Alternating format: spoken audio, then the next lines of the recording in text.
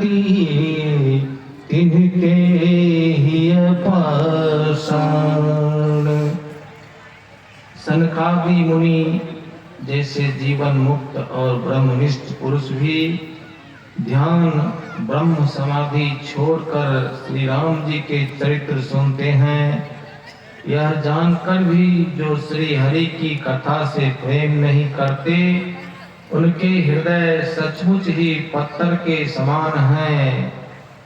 एक बार रघुनाथ बोलाए, गुर द्विजपुर वासी सब आए।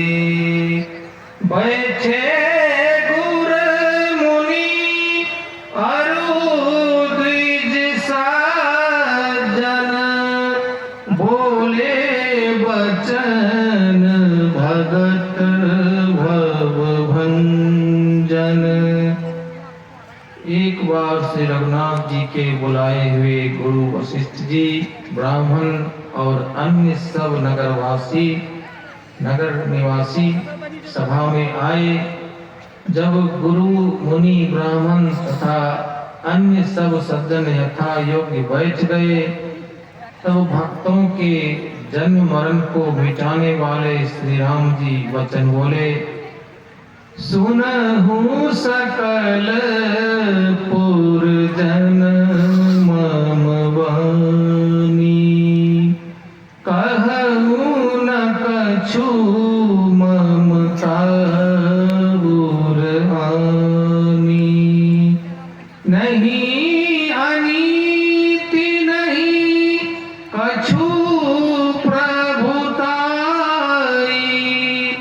सुनहु करहु जो तुम्हें सोहाई।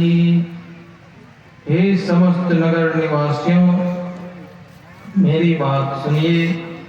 यह बात मैं हृदय में कुछ ममता लाकर नहीं कहता हूँ, ना अनीति की बात कहता हूँ और ना इसमें कुछ प्रभुता ही है। इसलिए संकोच और भय छोड़कर ध्यान देकर मेरी बातों को सुन लो, और फिर यदि तुम्हें अच्छी लगे तो उसके अनुसार करो। सोई सेवक प्रियतम मम सोई, मम अनुशासन माने जोई। जो अनीति कछु भाखो भाई, तो मोहि बर जहु भय बिसराई। वही मेरा सेवक है और वही प्रियतम है जो मेरी आज्ञा माने। हे भाई, यदि मैं कुछ अनीति की बात कहूँ तो भय भुलाकर बेखटके मुझे रोक देना। बड़े भाग मनुष्य तनु पावा, सुर दुर्लभ सब ग्रंथ निगावा। साधन धाम मोक्ष कर द्वारा, पाई न जेहि परलोक समारा। बड़े भाग्य से यह मनुष्य का शरीर मिला है। सब ग्रंथों ने यही कहा है कि यह शरीर देवताओं को भी दुर्लभ है, कठिनता से मिलता है। यह साधन का धाम और मोक्ष का दरवाजा है। इसे पाकर भी जिसने परलोक न बना लिया, सो पवित्र दुख पावई।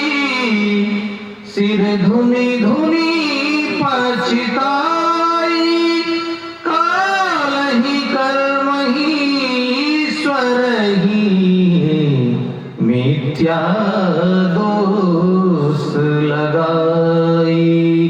काल ही कर्म ही ईश्वर ही मिथ्या दोष लगाई। वह परलोक में दुख पाता है, सिर पीट पीट कर पछताता है तथा अपना दोष न समझकर काल पर, कर्म पर और ईश्वर पर मिथ्या दोष लगाता है। श्री सद्गुरु महाराज की जय।